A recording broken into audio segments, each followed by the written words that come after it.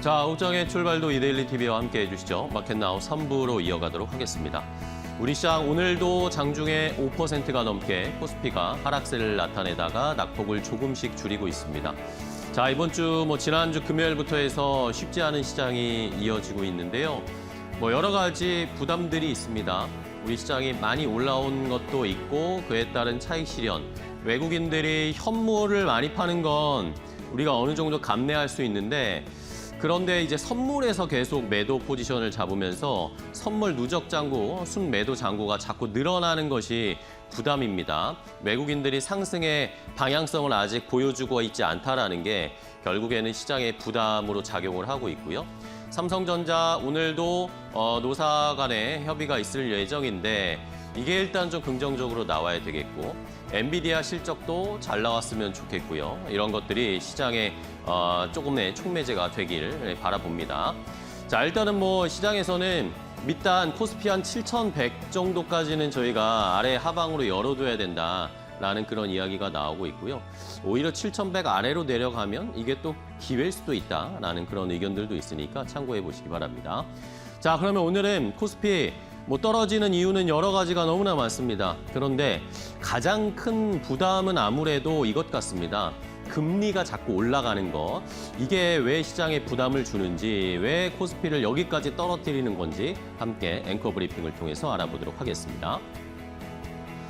자, 금리가 올라가고 있습니다. 미국의 10년물 국채 금리가 투자에서 항상 중요한 지표 중에 하나이잖아요. 시장이 워낙 좋은 상황이긴 하지만 시장에서는 자꾸 이제 미국의 10년물 국채 금리가 야금야금 올라가는 것에 대한 부담을 느끼고 있고 사실 계속 올라오고 있었는데 어느새 저희가 정신을 차려보니까 4.5까지 오니까 시장이 놀라고 있는 것 같습니다. 자, 이 전통적으로 미국 시장에서 이 미국의 10년물 국채 금리 4.5%는 임계점이라고 해야 될까요? 발작이 일어나는 그런 약간의 경계심을 주는 그런 사인입니다. 과거에 경험을 해봐도 우리가 코로나 이후 때의 10년물 국채 금리와 S&P 500 지수가 어떻게 페어링되고 아니면 반대로 움직이는지 좀 체크를 해봤더니요. 몇 번이 있었습니다. 몇 번 10년물 국채 금리가 4.5 이상으로 올라간 모습을 보여줬는데 이때마다 단기적으로 시장이 좀 조정을 받았어요.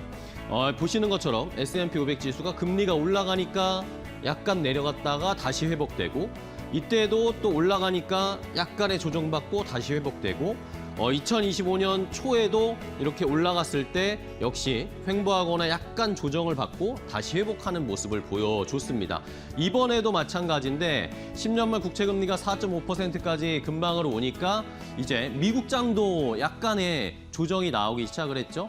여기 이런 여파가 결국엔 우리 시장에도 그대로 바람이 불어오는 것이고 전쟁 때문에 미국이 전쟁 때문에 인플레이션 압력이 증대됐잖아요. 경제 지표들 CPI나 PPI 이런 게 높게 나오기 시작을 했습니다. 결국에는 이것이 시장에 부담을 주고 그러면 이 인플레이션이 높게 나오는 것들 때문에 연준이 금리를 하반기에 인하를 했으면 좋겠는데 인하하는 것은 지금 둘째치고 오히려 금리를 인상할 수도 있다라는 이런 이야기가 나오니까 미국장도 부담이고 우리도 부담이죠. 미국이 좀 금리도 내려주고 이래야 조금 더 시장이 화랑장이 되고 힘을 받을 텐데 그런 우려들 때문에 결국에는 금리를 인상하게 되면 이 하이퍼스케일러들이나 AI에 투자하는 AI 데이터 센터에 투자하는 기업들, 미국의 하이퍼스케일러들이 부담을 가질 수밖에 없겠죠. 그러면 투자에 대한 규모를 줄이거나 속도를 늦추거나 이런 일들이 발생을 하면서 자금 경색이 생길 수 있다. 그게 결국에는 우리에게도 영향을 미치는 거죠. 길게 봤을 땐 결국에는 지금 금리가 불안한 것이 시장의 가장 큰 근저에 깔려있는 가장 불안 요인이다라고 확인을 할 수가 있겠습니다. 자, 다음 페이지 보실까요? 이러니까 지금 미국만 미국 10년물 국채금리가 올라가는 게 아니라요. 영국, 독일, 프랑스, 일본, 우리도 심지어 올라가면서 지금 보시는 것처럼 3, 4, 5월, 6월 이러면서 시장이 계속해서 좀 많이 올라가고 있습니다. 2월 말, 그러니까 전쟁이 일어나고 난 뒤부터 지금 10년물 국채금리가 미국은 0.66% 정도 포인트가 올랐고 독일도 0.5, 영국이 또 많이 올랐고 우리나라도 일본도 0.6에서 7% 정도 올랐습니다. 자, 이것이 아까 말씀드린 인플레이션에 대한 우려도 있지만 또 미국이나 영국 같은 경우에는 약간의 정치적 리스크도 버무려져 있어요.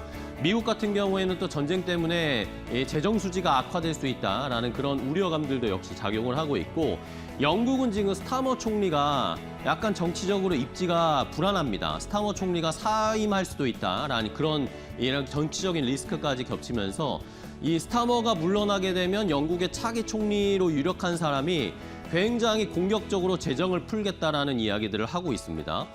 국채 금리나 같은 거 신경 안 씁니다. 난 재정 많이 풀 거다라는 식의 스탠스를 가진 사람이 차기 총리로 올 수 있다라는 이야기 때문에 역시 10년물 국채 금리가 영국에서도 올라가고 있고, 일본 다카이치 총리가 오늘 대구에 안동에 왔는데 오늘 다카이치 총리도 지금 계속 재정 확장을 하겠다, 재정을 계속 투입을 하겠다라는 이야기들을 하고 있습니다. 여기에 지난주에 미국의 베센트 재무장관이 일본에 가서 은근슬쩍 일본에게 금리 좀 높여라, 올려라라는 식의 압박을 넣었거든요. 이런 것들도 시장에 영향을 주면서 이 금리의 방향성을 약간은 혼란스럽게 만드는 것도 부담인 상황입니다. 자, 다음 페이지 보시면 10년물 국채금리만 올라가는 게 아니라 지금 더 초장기 30년물 국채금리도 미국, 영국, 일본 보시는 것처럼 다 가파르게 올라오고 있습니다. 그런데 이 수준이 2008년 금융위기 때보다 더 높게 지금 10년물 국채금리, 30년물 국채금리, 초장기 금리들이 올라오고 있어서 이게 결국에는 또 다른 10년물 단기 쪽으로도 계속 금리가 올라갈 수 있는 여력을 만드는 것이 아닌가라고 지금 시장이 굉장히 좀 머리를 굴리고 있고, 약간은 조금 조심을 하자, 어느 정도 수익 실현을 해놓자라는 심리로 발동이 되고 있는 것 같습니다. 근데 우리 시장은 그만큼 많이 올랐기 때문에 차익 실현의 물량도 더 많이 나오는 거. 이제는 시장이 코스피가 하루에 2, 3% 올라가고 내려가는 건 기본으로 저희가 생각해야 되는 상황이잖아요. 이런 것들을 좀 감내하는 상황이 필요하다라는 것도 시청자분들이 좀 참고를 해주셔야 되겠습니다. 자, 근데 이렇게 금리가 올라가는 거 아까 말씀드린 것처럼 미국 연준도 조금 영향이 있습니다. 지금 연준에서 케빈 워시가 새로 연준 의장에 이제 취임을 했잖아요. 이 새로운 커뮤니케이션, 케빈 워시가 어떤 사람인지 저희가 아직 맛을 못 봤어요. 어떤 사람인지를 모르니까 전통적으로 또 과거에 연준 의장이 바뀔 때마다 시장이 약간 조정받고 횡보하고 또 금리가 올라가는 패턴들을 보였습니다. 이것도 지금 미국의 10년물 국채 금리가 올라가는 또 하나의 요인이다라는 거죠. 역시 미국의 연준의 의사결정 상황도 불확실하다라는 거.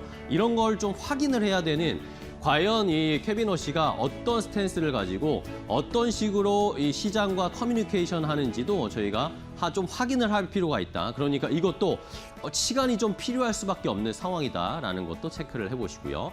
자, 그런데 이렇게 금리가 올라가는 게 무조건 나쁜 거냐라는 이야기로 좀 체크를 해봐야 되겠습니다. 과거에 이 1999년 그리고 2000년도 그때와 지금 상황이 약간 비슷하게 오버랩 되고 있는데, 99년, 2000년 때는 뭐죠? 닷컴 버블 때문에 주가가 엄청 올라갔다가 폭락을 했던 시기였죠. 그때 지금과 비슷하게 걸프전이 있었고요. 그러면서 유가가 올라가면서 미국의 10년물 국채금리도 같이 올라가는 그런 상황이 펼쳐졌습니다. 그때 물론 말씀드렸던 것처럼 10년물 국채금리가 올라가면 약간의 단기 조정이 있을 수밖에 없는 상황인데, 신기했던 것은 그때 99년에 오히려 10년물 국채금리랑 WTI 국제유가가 같이 올라갔는데 그 당시에는 오히려 나스닥 지수가 엄청 올랐습니다.